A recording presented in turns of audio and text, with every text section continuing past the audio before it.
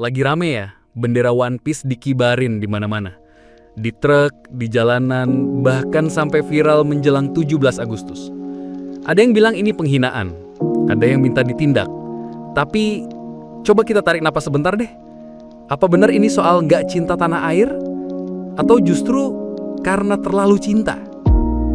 Daripada kemana-mana, yuk kita kasih paham, biar nggak salah paham. Bendera yang dikibarkan ini bukan bendera negara asing. Ini bendera anime, Straw Hat Pirates, simbol perlawanan dari cerita fiksi. Tapi kenapa banyak orang ngerasa ini relevan? Karena hari ini banyak rakyat merasa ditindas, bukan oleh bajak laut, tapi oleh mereka yang seharusnya melindungi. Mulai dari kasus korupsi, sampai uang rakyat yang nyasar ke kantong pejabat. Dan rakyat disuruh nurut, disuruh hormat.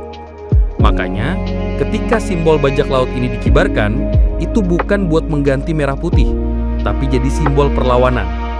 Perlawanan dari mereka yang merasa kami terlalu kecil buat didengar, tapi terlalu peduli buat diam. Tapi sayangnya, ada yang langsung panik. Dibilang ini penghinaan, disuruh diturunin, bahkan dilarang. Padahal yang dikibarin bukan di atas merah putih, bukan untuk menggantikan negara. Yang lebih nyakitin justru, kenapa kita lebih takut sama bendera fiksi daripada sama janji-janji palsu yang dilontarkan di depan kitab suci waktu sumpah jabatan? Kenapa lebih sigap nangkap pemuda yang ngibarin bendera anime, tapi pura-pura buta sama pejabat yang bawa kabur triliunan? Aku ngerti kok, merah putih itu sakral. Itu lambang perjuangan, darah, dan air mata para pejuang kita.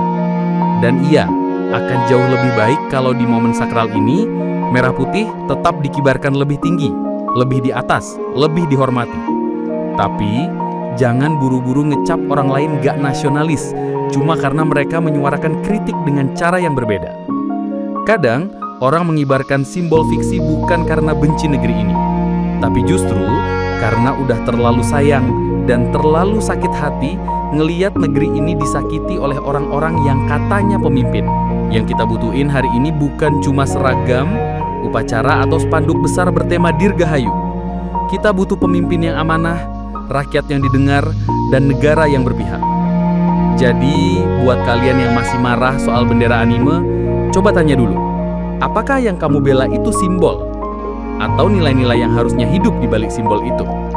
Dan buat teman-teman yang protes, tetaplah suarakan pendapat dengan cara yang damai dan beradab.